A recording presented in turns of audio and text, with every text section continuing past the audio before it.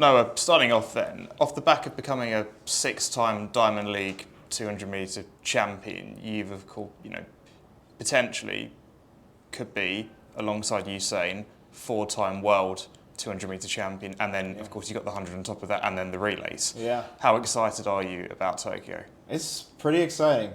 It's definitely a big year, I would say. It's one of those years where when I get all the golds, the conversation is now, okay, are we having a Mount Rushmore conversation? And it's no longer of, yeah, he's good for this generation. It's like, okay, how are we going to compare him to the rest of the generations previous? So it's a pretty big year.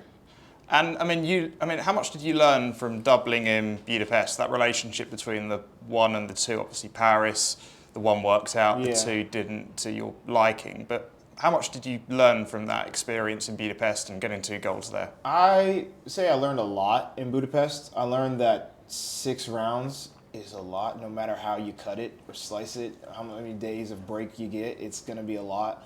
So rest is probably the very most important thing. I'd also say that getting an equal number of 100s and 200s was important. I learned that in 2024, though. I was significantly under-raced in the 200. I'd say this year I've split it right down the middle, and I feel that I've prepared myself very well in both events, so I'm pretty excited to see the results.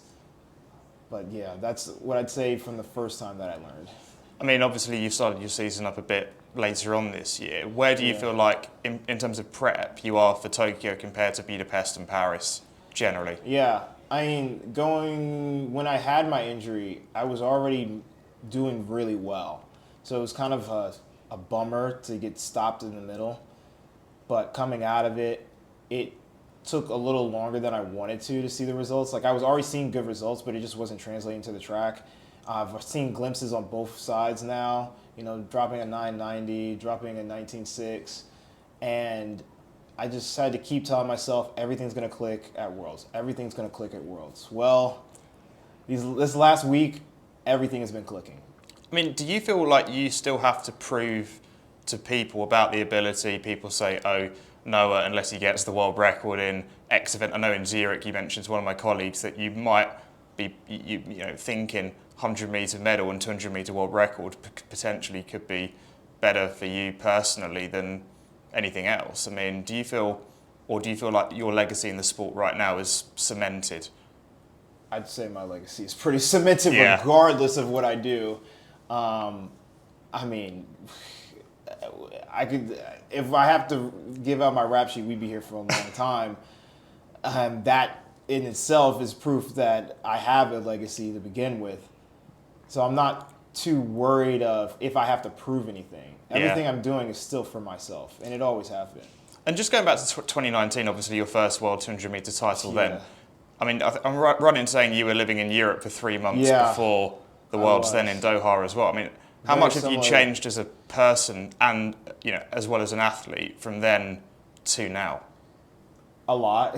I actually did the exact same thing this year, where I've been staying in Europe since after the U.S. Nationals.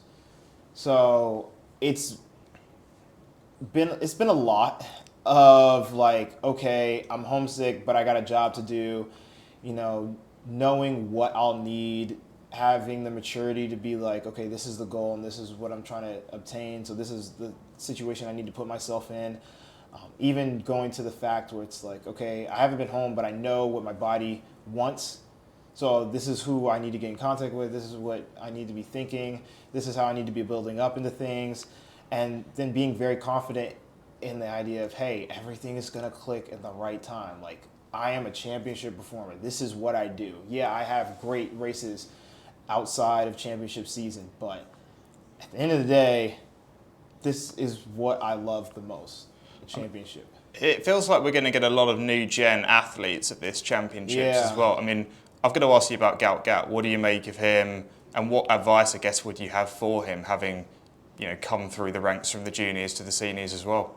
Yeah, he got tons of talent, and I've seen my fair share of talent, knowing that everybody tries to race it against me. But he's doing well. I mean, I'd say that the biggest thing that's going to aid him is, of course, just growing and maturing and getting, grown man muscles when the time is right. I think I really liked what him and his coach and his team did this year, where they just got wins underneath their belt. Going to these bigger meets, being surrounded in the area of what a call room is, how to warm up on time, knowing what it's going to be like having competitors near you, stuff like that, and being in these spaces with these other athletes as he's building up to Worlds. I really liked that idea and that concept, because getting wins underneath your belt and knowing that you're just on the cusp of running faster, it builds a lot of confidence. And I was about to say, how important is that for you mentally as a young athlete to have that kind of experience of wins? It's really important. I've watched a lot of people who've translated from the college scene to the pro scene who've struggled a little bit with, okay, I was the top dog and now I'm a fish in a bigger pond, almost an ocean, really, because you're facing the world. So it is very important to have some confidence, because if you get beat against the rock too many times, it gets very hard to say, yeah, I'm going to get better, because you're basically training different. You're no longer racing into shape. On the time and on the day, you need to be prepared for anything. That's hard to do on a fly. So again, yeah, it's really good to have confidence and wins underneath your belt going into a pretty big championship, I would say. And just on the sprinting landscape generally, what do you make of the environment at the minute yourself? Kenny, Letzili, etc., Gout coming through, maybe LA is when he fulfills his potential. I mean, what do you make of the sprinting? I'd say that since when I started back in 2017, it's gotten more competitive each year. 2019, it was new guys in each event, the 100 and the 200, they wouldn't mix. Now we're starting to see doublers again. That are getting medals on both sides. We're starting to see the times drop in both events. It's becoming harder and harder to make teams. The standard is getting lower. You're getting kids running faster times early on. So I'd say that each year it just gets more and more competitive. And just on the sport generally as well, I mean, what do you make of where it is at the minute, track and field, and the growth and the health of it? I don't know if we have enough time for that. How long have you got? How long we got? Actually, last questions. This could be your last question. You want this to be your last question? All right. We'll leave it at that. All right. There's a lot of opportunities that I'd say the world in general has been afforded. I'd say we're now in a situation where track needs to get in touch with culture. No matter what culture it is, it needs to decide whose it's going to be. Of course, I would love it to see it get involved in American culture, or if every athlete is able to blend it into their own culture so that there's a relationship there, that's even better. But if we aren't able to make those connections, it's just going to stay where it's at. And we're just going to get more and more frustrated, and we're just going to have more and more problems, and companies are going to buy it out through the underside, and that's a whole nother story.